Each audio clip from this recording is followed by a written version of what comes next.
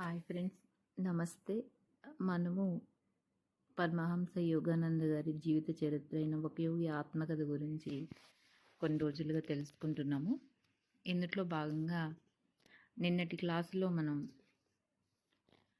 క్రియాయోగం అంటే ఏమిటి, క్రియాయోగ గొప్పతనం గురించి, దాని సాధన ఎలా చేయాలి మొదలైన విషయాలన్నీ కూడా కేవలానంద గారు పరమహంస యోగానంద గారితో మరి వాళ్ళిద్దరూ మాట్లాడుకుంటున్న సందర్భాలలో మనం వినడం అయితే జరిగింది.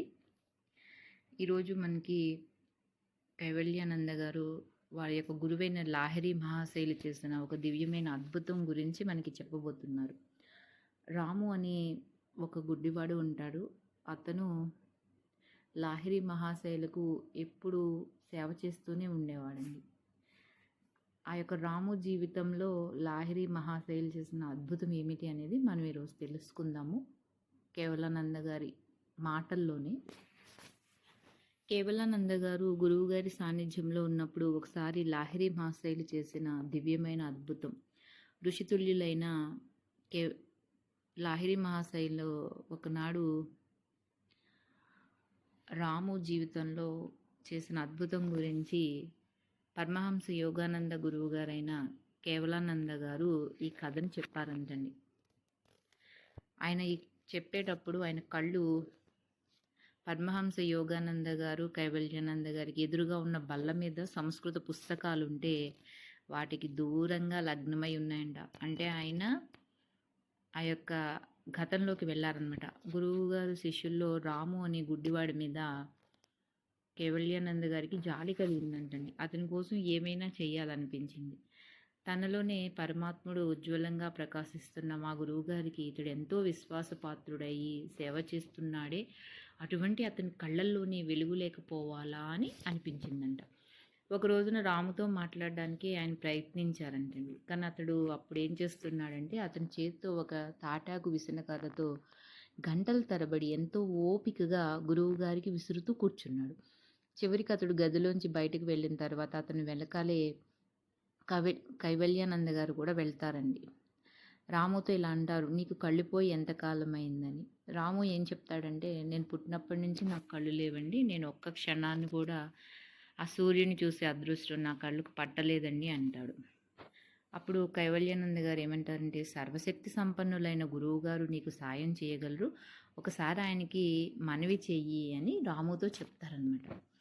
రాము మన్నాడు ఎంతో బిడియపడుతూ లాహిరి మహాశైల దగ్గరికి వెళ్తాడు. తనకున్న ఆధ్యాత్మిక సర్వ సమృద్ధికి తోడుగా భౌతిక సంపద కోరుకోవడం దాదాపు నాకు చాలా అవమానకరం అని ఆ రాము భావిస్తాడండి. భావించి తను ఏమడుగుతాడంటే, స్వామి, విశ్వాన్ని అంతటినీ ప్రకాశింపచేసేవాడు మీలోనే ఉన్నాడు, అంతకంటే తక్కువ కాంతితో వెలిగే సూర్యుణ్ణి చూడగలిగేటట్టుగా ఆ భగవంతుడి వెలుగు నా కళ్ళల్లోకి వచ్చేటట్టు చేయమని రాము ప్రార్థిస్తాడండి లాహిరి మహాశైలి ద్వారా. అంటే విశ్వాన్నంతటిని ప్రకాశింపజేసేవాడు అంటే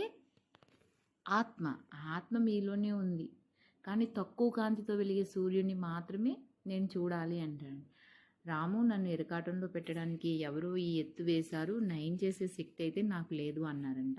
అయ్యా, మీలో ఉన్న పరమాత్ముడు తప్పకుండా నయం చేయగలడండి అని రాము అంటాడు. సరే, అదంతా వేరే సంగతిలే రాము, పరమాత్ముడి శక్తికి పరిమితి లేదు, అటు నక్షత్రాలని ఇటు శరీరంలో జీవకణాలని నిగూఢమైన తన ప్రాణశక్తితో ప్రజ్వలింపజేసే పరమాత్ముడు నీ కళ్ళకి తప్పకుండా వెలుగు ఇవ్వగలడు అంటూ గురువుగారు ఏం చేస్తారంటే, రాము ముఖంలో రెండు కనుబొమ్మల మధ్య ఉండే ఆ థర్డ్ ఐ ఎక్కడైతే ఉంటుందో మనం బొట్టు పెట్టుకునే స్థానంలో నా బిందువుని ఆయన స్పృశిస్తారండి.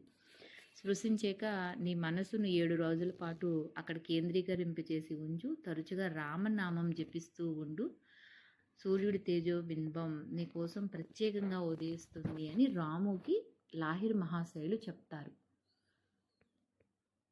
చెప్పాక ఒక్క వారంలోనే అది జరిగి తీరుతుంది. రాము మొట్టమొదటిసారిగా ప్రకృతి మాత సుందర ముఖాన్ని దర్శిస్తాడండి.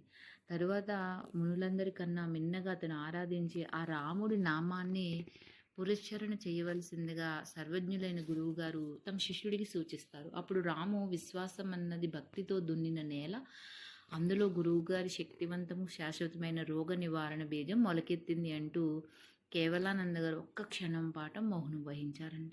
తన గురువుగారి మహిమను మళ్ళీ ప్రస్తుతించారంటండి. ఎందుకంటే లాహిరి మహాశయులు చేసిన అద్భుత చర్యలన్నిటిలోనూ కూడా స్పష్టమైన విషయం ఏమిటంటే, తానే వాటికి కారక శక్తిని అనుకునే అవకాశం అహంకారానికి ఎన్నడూ కూడా లాహిరి మహాశయులు ఇవ్వకపోవడమంట.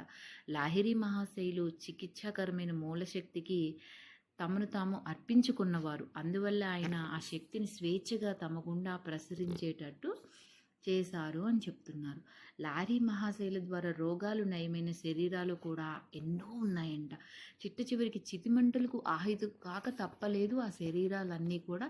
కానీ మౌనంగా ఆయన కలిగించిన ఆధ్యాత్మిక జాగృతి, ఆయన తీర్చిదిద్దిన క్రీస్తు మాదిరి శిష్యులు ఎన్నటికీ కూడా నశించని అద్భుత మహిమలనే చెప్పాలి అని చెప్తున్నారు.